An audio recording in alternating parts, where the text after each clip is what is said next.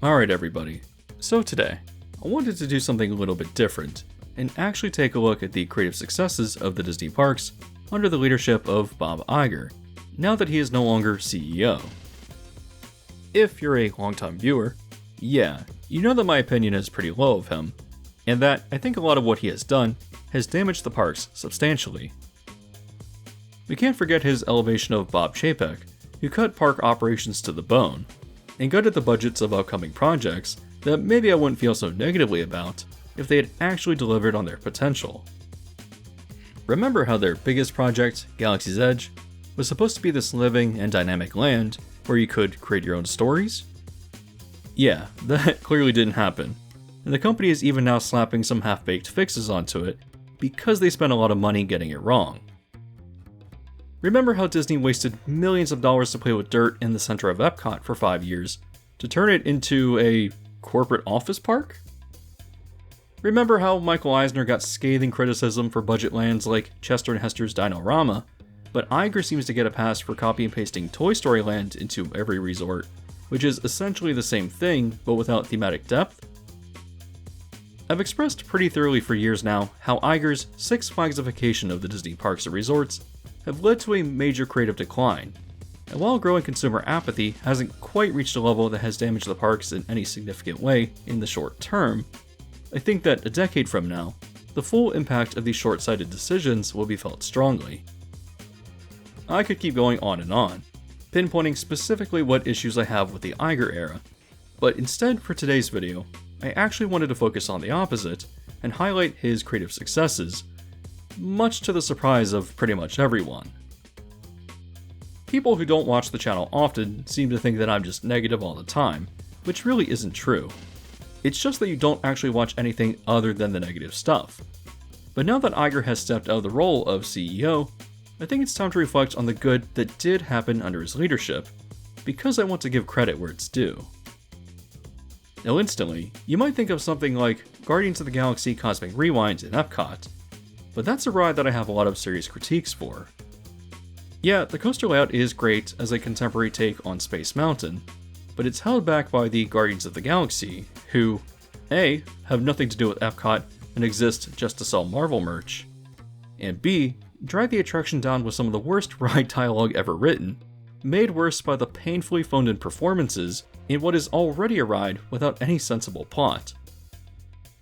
A Space Mountain with fun music is the winning formula for this attraction, but it's held back by the otherwise awful creative direction that the theme of the ride took, all because Iger and other corporate executives needed to shove Marvel into Walt Disney World without understanding why a theme park might be appealing as anything other than a corporate advertisement.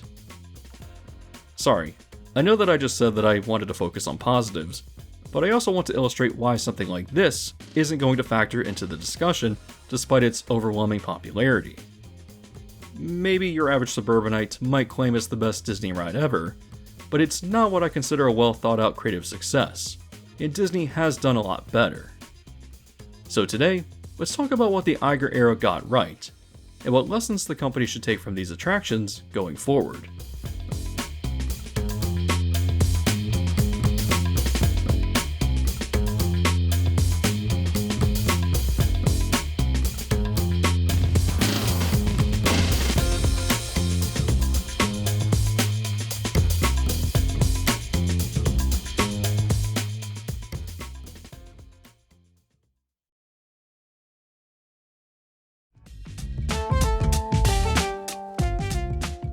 Hey, just a quick favor, but if you'd like to support me and the channel, one easy way to do that is to just leave a like on the video. 2026 has already been a busy year, and I'm about to leave on a trip for an entire week, so any support you can give me by hitting the thumbs up, or even subscribing as I climb up to 200,000 subscribers would be helpful. Back to the topic though, the first really strong highlight of the Iger era is the premiere of Expedition Everest. Just kidding, this ride was already nearly done by the time he became head of the company, but it did technically open during his time as CEO. The actual first real success under Iger instead occurred later in 2008, with the opening of Toy Story Mania in Pixar Place at Hollywood Studios. While the popularity of this ride seems to have faded, as Disney has changed and as other e-tickets have managed to stand strong, I can't forget just how overwhelmingly popular this attraction was when it premiered, and how it stayed popular until it was incorporated into Toy Story Land in 2018. That's not to say that it's still not drawing crowds, but with Toy Story Land came additional capacity with new rides, and another track was actually added to Toy Story Mania in 2016, greatly reducing its wait times. On the surface, the ride design seems simple, taking a traditional shooting dark ride and making the mechanics digital, which, if you haven't experienced it, might make it seem far less appealing than something like Space Ranger Spin in the Magic Kingdom. However, it's easy to forget how innovative Toy Story Mania was in creating engaging gameplay, with each scene perfectly paced, each having a distinct theme that contrasted with one another to create visual variety, and the mechanics and weight of the projectiles you shoot changing how each game in the ride is played, all while still being simple and accessible. These seem like obvious factors that you would consider when designing an attraction like this, but it honestly led to some of the worst rides across the theme park industry that failed to understand that your core fundamental gameplay needs to be fun. We've seen so many duds since, like Universal's VillainCon Minion Blast, the Ninjago rides at Legoland, Justice League Battle for Metropolis copy and pasted across various Six Flags parks, and even with Disney itself producing Web Slingers, a ride that is embarrassingly bad, especially when Toy Story Mania stands as one of the most influential and groundbreaking attractions to ever grace the industry. Other than the gameplay, I often forget how good the rest of the attraction is too. I enjoy that the queue is designed to look like Andy's toy chest as you work your way through the mess of board games, and the actual station itself, which brings you to Andy's room, is well realized. I also can't forget the queue animatronic of Mr. Potato Head, which still continues to impress. This ride was just a great addition to Hollywood Studios to fill out the theme of Pixar Place, and while I'm not as enthusiastic about its addition to Paradise Pier in California Adventure because of the clashing theme at the time, I can let it slide because it did at least attempt to blend in with the Carnival Boardwalk game motif. Overall, Toy Story Mania was an industry-defining attraction. It definitely shines as a strong highlight of the Iger era.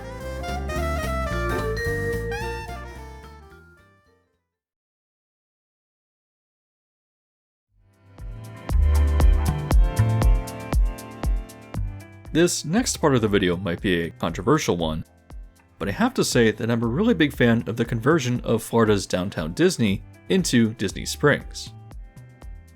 It's certainly easy to miss Downtown Disney, especially the heyday of Pleasure Island with its iconic bars and clubs, but as much as I was fascinated by 90s and mid-2000s Disney, I do think that Downtown Disney outlived its shelf life, no matter how fond my personal memories of it were. When it began its multi-year conversion into Disney Springs in the 2010s, a lot of people were unsatisfied with its move away from nightlife and into high-end restaurants. But honestly, that's a huge attraction for me.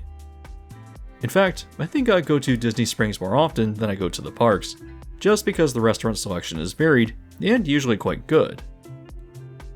Admittedly, the majority of retail is not interesting to me, especially in Town Center, which focuses on more expensive clothing and accessory brands meant to appeal to wealthier Orlando suburbs.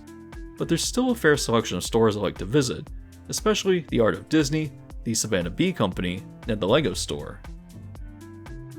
While Disney Springs may lack the excitement of Downtown Disney, it's otherwise a very pleasant place to be, and has a thematic story that ties all the different sections together. Some are themed better than others, but the lore of Disney Springs actually goes quite a bit deeper than you might think, and is something that I actually went into in my video where I explored the history here. If you want to check that video out, just be warned that I had no idea what the word prolific meant until people corrected me.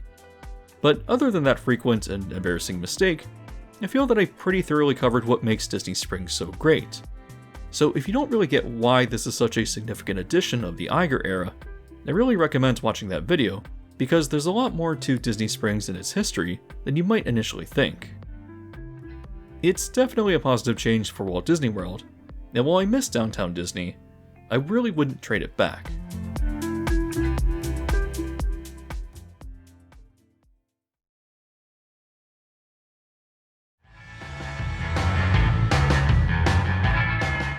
Moving over to California Adventure, the park is notorious for its troubled history, opening as one of the cheapest major enterprises ever taken by the company in 2001. However, to the credit of Iger and the Imagineers, they made a genuine effort to invest in the park, and in 2012, the original entrance reopened as Buena Vista Street, embracing a romanticized version of 1920s Los Angeles that welcomed Walt Disney.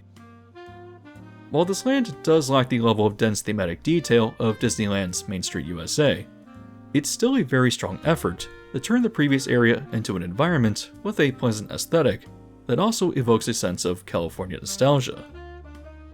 I'm still a very big fan of the idea of this park actually being themed to California, because it inspires creativity like this, and even the IP implementation is done here tastefully. One of my favorite restaurants across the Disney parks is Carthay Circle, based on the actual theater where Snow White and the Seven Dwarfs premiered. The interior of the dining space is subtly themed to this film, and because this land is a tribute to Walt Disney, who as an actual person was obviously highly influential in Southern California culture, this feels less like just slapping an IP onto something, instead feels like actual cultural expression done tastefully. The interiors of the shops on Buena Vista Street could use more theming and detail in my opinion, but it's still otherwise a very well-themed area. On the same day that it opened, California Adventure also premiered Cars Land, based of course on the Cars franchise. You've probably heard my issue with this land, as it's set in Arizona rather than California, but in spirit, it was designed to embrace the idea of the California Route 66 road trip, but done through the lens of the Cars franchise. This land is absolutely spectacular in that it's full of detail, interesting shops, and just hits all the vibes in the most positive way possible. It's a great example of how thoughtful theme park design can often surpass the strength of an IP. And of course, it's anchored by Radiator Springs Racers, probably the single best attraction to come out of the Iger era. Just the scale of the outdoor portion and the quality of its landscaping is incredible, creating a land that feels wildly immersive despite being set in an animated film. The track profile of this attraction is balanced to be thrilling while still family friendly, and the indoor dark ride scenes are wonderfully atmospheric, while showcasing many impressive effects and animatronics to build everything out. It's a near perfect attraction, which doesn't happen often in the themed industry, and the only note that I have is that I wish they would maintain their animatronics better. 2012 was a really great year for California Adventure, showing that embracing the California theme, or at least the spirit of it, could lead to great results. We know that a later shift in creative direction ruins what this park could have been, but for a brief time, Buena Vista Street and Cars Land stood as examples of how Disney could build incredible things when they made the effort.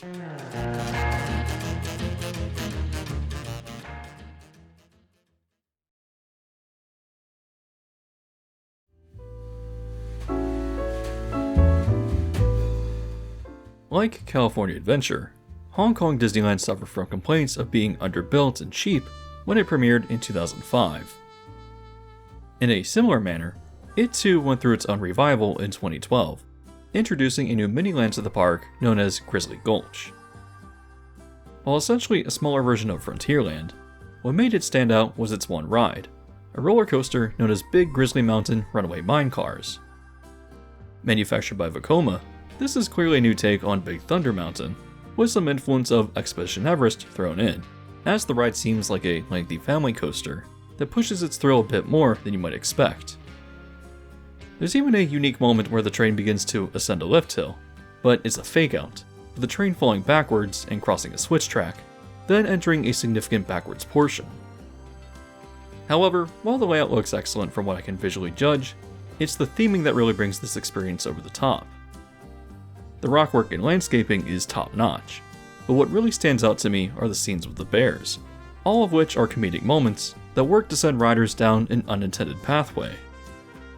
You only ever encounter them briefly, but the visual comedy feels very much like old-school Mark Davis drawings, and this is a level of charm that we really haven't seen from Disney as it moved into the second half of the 2010s. I haven't been on this attraction myself, but for what I'm seeing visually, I think it looks like a very strong offering that seems to be underappreciated. Following this, Hong Kong Disneyland opened another mini-land with Mystic Point in 2013, which was anchored of course by Mystic Manor. When it opened, this attraction seemed to get a lot of positive buzz in the industry. As well as not Disney's first trackless dark ride, it did certainly set the standard for other attractions that came later. It was followed by Remy's Ratatouille Adventure at Walt Disney Studios Park in 2014, which was then cloned to Epcot in 2021.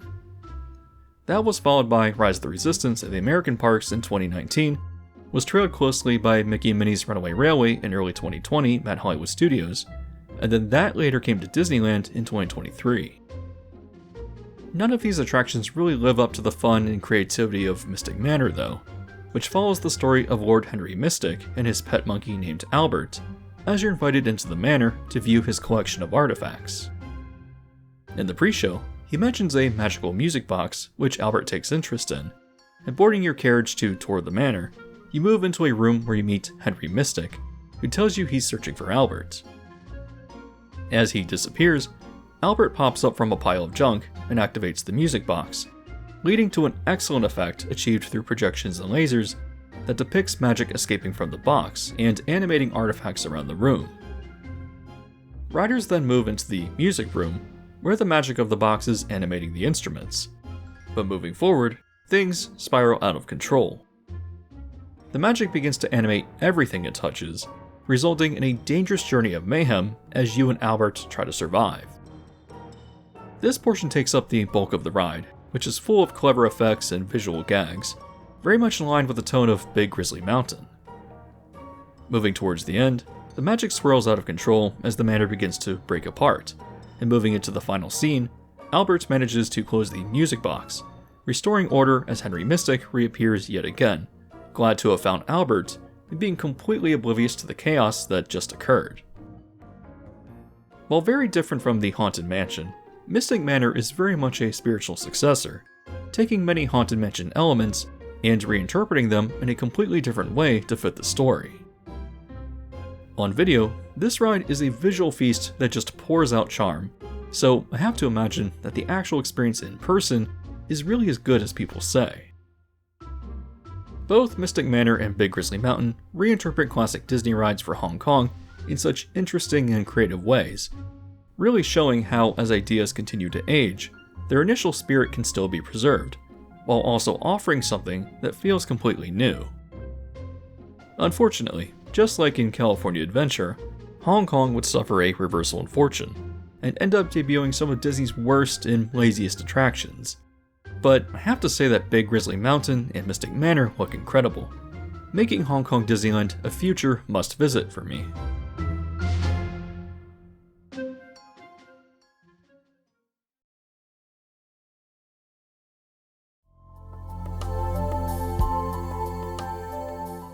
Moving forward to 2017, Pandora: The World of Avatar opened at Animal Kingdom, and I think this easily wins as Disney's most visually impressive land.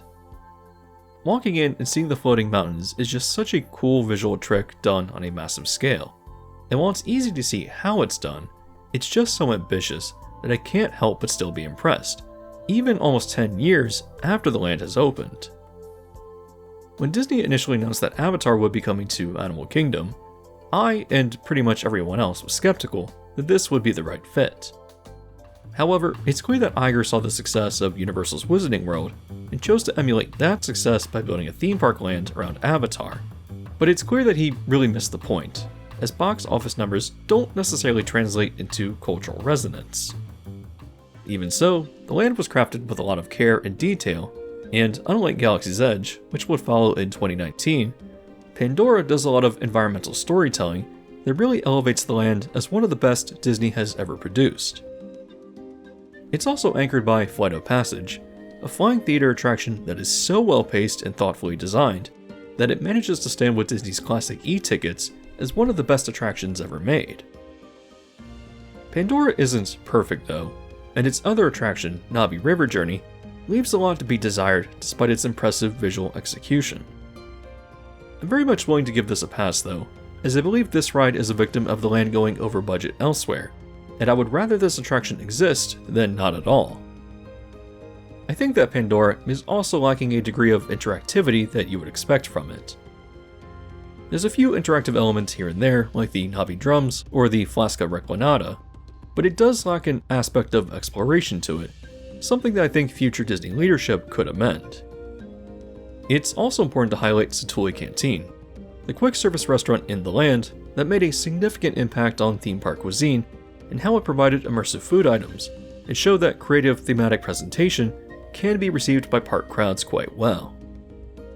Technically, the Three Broomsticks in Hogsmeade and the Leaky Cauldron in Diagon Alley did this first, but they essentially just serve British pub food, and nothing about the cuisine in the Wizarding World is remarkable other than maybe some of the IP-specific drinks like butterbeer, pumpkin juice, and the fishy green ale. Satuli Canteen really tries to sell you on the idea of consuming something alien yet familiar, and without its success, I don't think we would have seen the creative food items of Galaxy's Edge or the many interesting menus across Epic Universe and the other Universal parks. Pandora is an incredible land that's showing a bit of age, but as I've argued in an old video in the past, there are so many compelling and remarkable design choices here that I still can't help but praise it despite its flaws. That video is almost 6 years old at this point, so maybe it's time to go back and reinterpret that original script into something better. Because really, Pandora is the best example of an immersive IP land from Disney, and definitely a big creative win for Iger, even if his interest in it was for all the wrong reasons.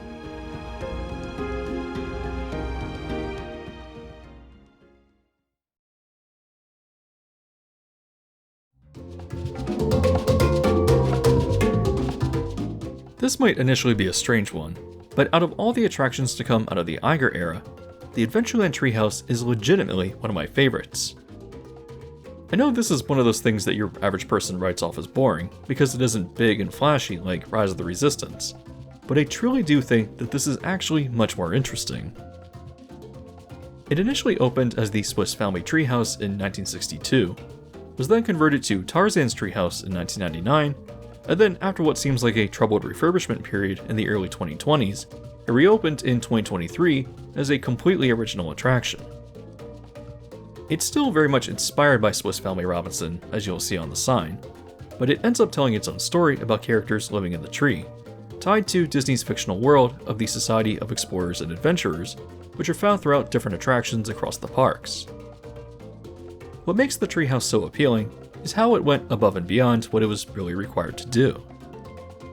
I love the Swiss Family Treehouse in Magic Kingdom, but other than the water wheel, it doesn't have a lot of moving parts. However, in Disneyland, you'll almost instantly be greeted by Jane, the pet ostrich being kept at ground level. The mechanism for this effect is simple, but powerful in creating something so charming, proving that Disney doesn't need to blow budgets on ultra-advanced animatronics to delight visitors. Moving up the stairs and into the tree, there's plenty to see, but some of the scenes are real standouts with how fun their kinetic effects manage to be. The room with the organ played by a squirrel rotating a crank is a fun gag, and moving further up, the observatory is another highlight with its focus on astronomy. I think my favorite scene in the experience is the roost, a dedicated living space for the animals that co-inhabit the tree. I particularly like the jumping frog effect, which is again simple but effective, and the roost is otherwise occupied by a chameleon, various birds, and a monkey.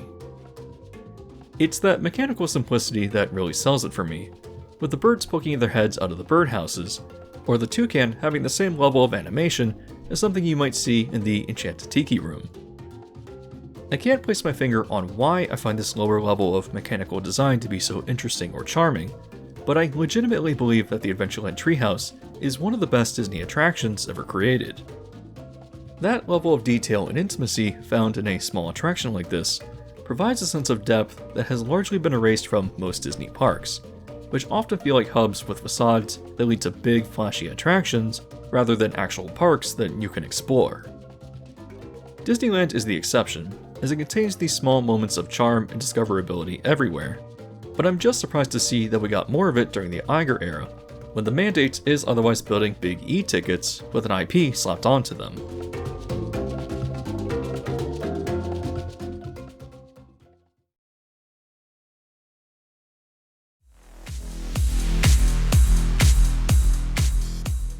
To finish out the video, the last well-designed attraction to debut during Iger's time was Test Track 3.0, which is quite ironic considering how sloppy and uninteresting Test Track 2.0 happened to be. I've already produced a video specifically on this latest version of Test Track, breaking down what I like about it element by element, but the biggest win here is the thematic return to optimistic futurism for Epcot, rather than just shoving characters in where they don't belong. While the ride itself was clearly a budget project, likely since the retheme was necessary because of the corporate sponsorship contract with Chevy, it still has standout moments like the LiDAR scene, using clever lighting effects to illustrate how self-driving cars see and react to the world around them. Test Track 3.0 is not perfect, and actually has many areas I feel it could improve on, but it's easy to forget those flaws when it's such a refreshing return to the ideas of classic Epcot, representing a more positive and creative direction that I want Disney parks to take in the future. It's easy to look at the Iger era as a decline in the Disney parks experience, because its failures are frequent and are often driven by a risk-averse corporate mandate, rather than the imaginations of passionate people who create theme park lands and rides. An area like Galaxy's Edge feels like a lot of missed potential, often filling up space for the sake of filling up space, and being based on Disney's sequel trilogy, which is an absolute mess, focused mostly on baiting people with nostalgia rather than telling a coherent story. In other areas, Iger's Disney neglected great attractions, letting them rot to the point where they became unpopular, and instead of enhancing and updating these areas, they were treated as a problem that needed to be replaced with more Disney character iconography. From underwhelming roller coasters like Seven Dwarfs Mine Train and Slinky Dog Dash, to outright embarrassing projects like Avengers Campus, Pixar Pier, and Cars Road Trip, Iger's Disney has sunk to a low that often seems to be hand-waved away by people who only care about pointing at familiar characters that they know.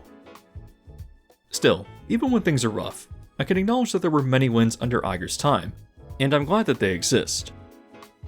From the industry-changing Toy Story Mania, to the well-thought-out design of Disney Springs, to the genuine creative effort to revive California Adventure and Hong Kong Disneyland in the early 2010s, the Iger era started off pretty strong. It was later when Disney became obsessed with creating their own version of the Wizarding World that things went wrong. And while Pandora was great, I attribute that to the effort of former Imagineer Joe Rohde and his team, rather than the wisdom of Disney corporate.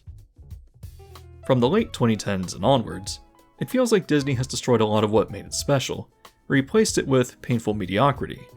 But among this, I was surprised by the creative audacity of the Adventureland Treehouse, an attraction that I would legitimately rank above e-tickets like Rise of the Resistance or Cosmic Rewind. Finally, while not perfect, Test Track 3.0 has been an optimistic end to the Iger era, allowing me to at least hope that Disney will return to creatively driven projects going forward.